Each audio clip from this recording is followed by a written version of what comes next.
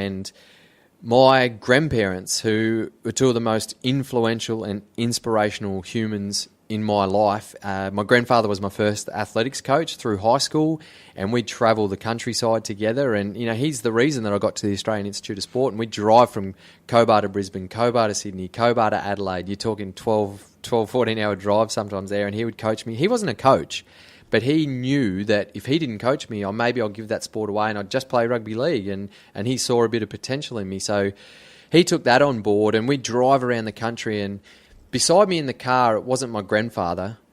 Sorry, it wasn't just my grandfather. It wasn't just my best mate. So I was best mates with my grandparents too. They were young, fit, active. We did the city to surf together. We trained together. As we got older, we'd go to parties and functions together. We'd enjoy each other's company. We'd text each other, everything. So it wasn't just my grandfather beside me or just my coach beside me. It was my idol, my life idol, right beside me in the car. And so grateful for all those times together.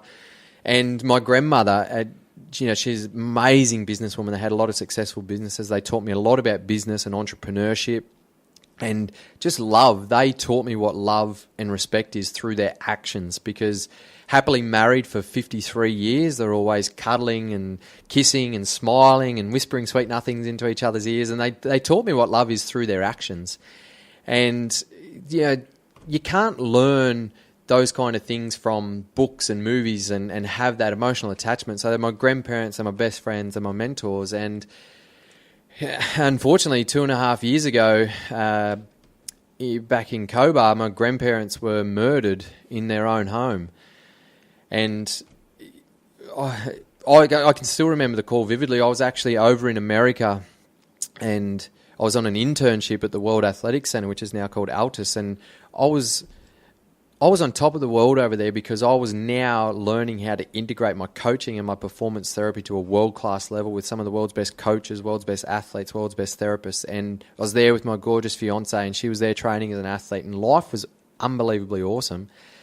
And I get this call from my brother, and he said, "Are you sitting down?" And I said, "Just tell me." And he said, No, sit down before I tell you this. And I said, "Just tell me what the hell's going on," because I had so many missed calls and messages. And he said, he told me the tragic news, and I just said, "Are you sure? Are you sure?" And he said, "Yes, they're dead. He shot them. And that is undoubtedly, I can't imagine worse adversity to happen. I'd never lost anyone close to me before, so I'd never experienced death close to me before, let alone in that regard. And I went through an emotional journey that I didn't even know that existed, and I had heart-wrenching sadness that just, it's hard to actually explain other than the fact that it was uncontrollable emotions that I'd never actually experienced before. And I went to speak to a sports psychologist at the Australian Institute of Sport. At this time, I was living in Sydney, so when I got back to the country and things settled and spent a lot of time with the family out in Cobar for the obvious reasons, and when I finally got back and was able to start working again, as a coach, you develop these amazing relationships with athletes, and I was in a state where I was turning up to coach, but I wasn't fully present. And yes, I was there, we're doing the X's and O's, and I knew what they had to do and programming and things like that, but I didn't have that connection with them that I pride myself on that I can have with athletes, and I wasn't fully present. So on one hand... Did you have a... Before that moment, I'm the same, mate. No one's died around me. It feels like that, So you're kind of always doing something for your grandfather? You know what I mean? You're in America. He's probably in your back of your mind every single day, like... look at me. You know how things pop out in and out of your mind. You're constantly like, there's not a single day where don't feel like, would my dad like this? Even though you're a grown man, to think that stopped horribly. Yeah, absolutely, and that leads to. I was sat in the sports psychology session, and it wasn't a sports psychology session. It was a session with a sports psychologist because I had a lot of respect for her, and. She said to me, I told her the story, she knew the background, I told her about my heart-wrenching sadness, not feeling present at training and not liking it, and she looked at me and she said, "Robbo, you're going to become more of a whole person because of this situation." And I just sort of looked at her and I thought about that, and then I said, "Kate, That's the best thing that anyone could have ever said to me, because every day all I want to do is be a better version of myself so I can help other people be a better version of themselves.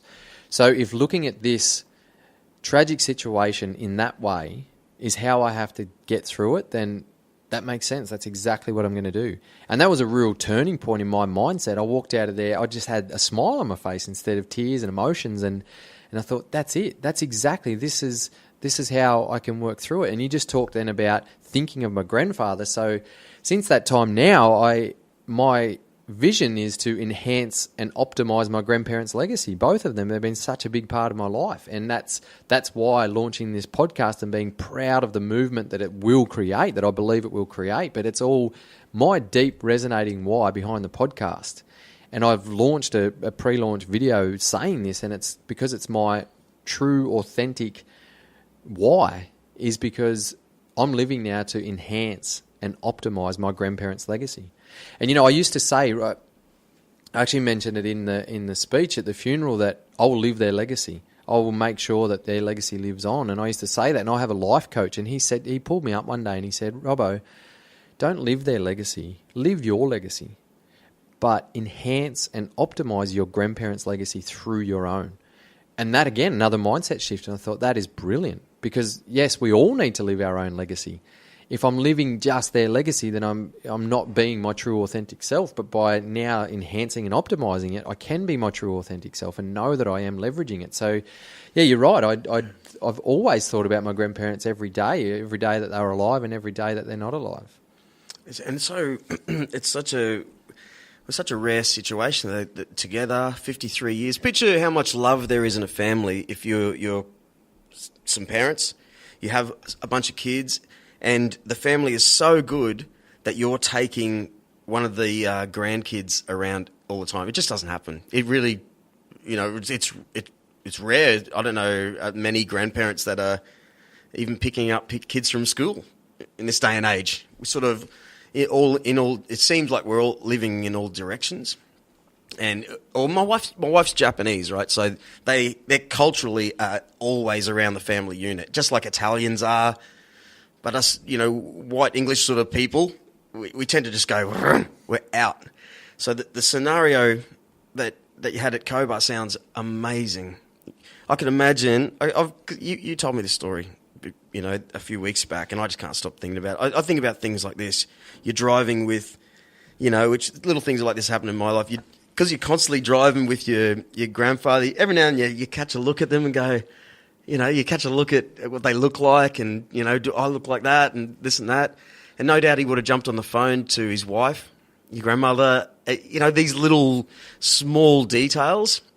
You hear a little insight into their lives. Just imagine how proud he was, and how your grandmother loved to tell everyone. What was his name? My grandfather? Yeah. His name was Ian, but he's known as Grinder. Where's Grinder? Oh, he's gone to bloody Brisbane with, with Brett again. Yeah. That beautiful stuff, mate. And, he's built a champion. Clearly. They have, built a champion. Well, thank you. And there's another, obviously, generation between that I'm extremely grateful for with my parents too. And that's the hard part now, Drew, is because the court case goes on. It's messier than you could ever imagine. And my mum, so my grandparents' daughter, she worked for them every day for 12 or 13 years and has lived in the same town as them her whole life, pretty much. And she saw them every day as colleagues and as parents. So her daily life changed. For us grandkids that live all over the country and all over the world, and as hard as it is for us, we've experienced a lot of our lives without our grandparents right beside us. We still had the close relationship through phone and text and things like that. But my mum's daily life changed. She's been lumped with so much heartache and pressure of running businesses, looking after estates and things like that can't actually be sorted because the court case is still going on. So there's things that are just dwindling away out of our control. We've learned things about the so-called legal system that just make you want to choke. It's sickening, some of the things that we've sat through and listened to in court around all this. So my parents, and my dad's been in just the rock. for Mum, because he lives back in that town too. And so where us kids are all around the country and all around the world, and we got together when it happened and said, whatever Mum needs, we're there at the drop of a hat, because this is Mum could crumble here, and we can't let Mum crumble.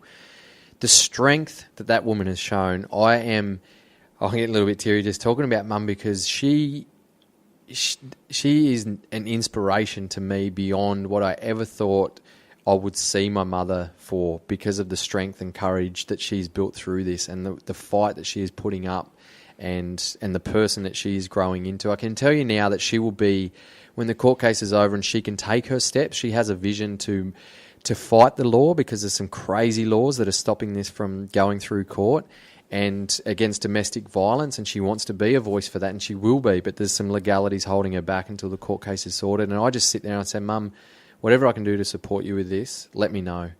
And this goes back to adversity, where what I've learned about it is that this is a prime example of our situation, and the way that I've learned how to do it, Mum's learned how to do it, the para-athletes have learned how to do it with their tragedies, is using your adversity to your advantage. Going back to what I said to you before about nothing ever happens to you, it only ever happens for you. Can you imagine me trying to get my head around that? My grandparents, the two most influential and inspirational humans in my life, didn't happen to me, it happened for me.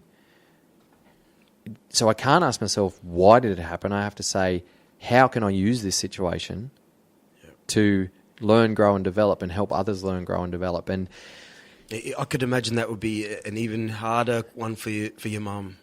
Why? Like, there is one piece of this puzzle, if anyone's listening. I don't know if you want to reveal who. I'm more than happy to. It's not a secret. And because, before you say that, we're just talking about pity. So if you've got a town in Cobar, what, 6, 7, 8,000 people? 5,500. 5,500 people in a small town. Anyone, everyone would know everyone.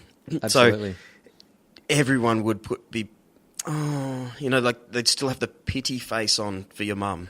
That's the hard part about Mum to move forward, is because when she finds strength and she's being grateful instead of resentful, and then all of a sudden she'll see people in the street and they'll break down in tears because they're suffering in their own different ways. She didn't ask for that. That's exactly. Out of nowhere. She's done nothing to get her life completely changed. So exactly right. So the harder part about this, and the piece of the puzzle that you speak of, is that the person who actually murdered my grandparents was their own son. So my mum's brother, my uncle. And he's always been the black sheep of the family, and it's been just my grandparents. Actually, it's been my grandmother only throughout the last probably decade of his life or more that, she's the only one that sort of stood up for him when he's harassed people, when he's done things that he should have been locked up for, and it was just the mother love. And I never understood it until one day when I called her, and he used to come to our family Christmases, and it was very uncomfortable, and I called her and I said, he's not welcome there anymore for obvious reasons. He doesn't like our family. He's done some things that are just unforgiving. And she broke down and she said, Brett, if his own mother can't love him, then who can? I'm a failure. How did I fail? And my heart just sunk, and I realised, wow, my grandmother, she's not just an inspiration to me, she was such a strong community member, well-respected community member. 3,000 people went to that funeral out of a town of 5,500. They were huge community members. How I just suddenly realised that her perception was that if her son fails, that she's failed.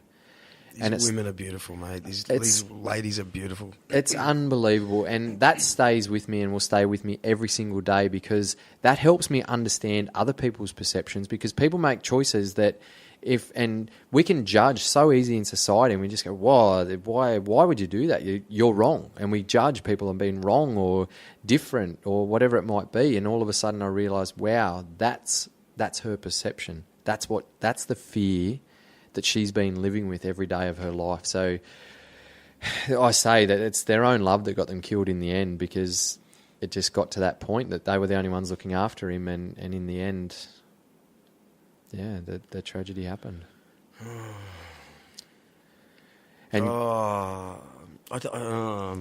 And as a parent, I think of the tragic last moment that when it would have been clear in your poor grandma and your grandfather's that oh my God, he's actually doing this to us. Like there's those last seconds, that chokes me up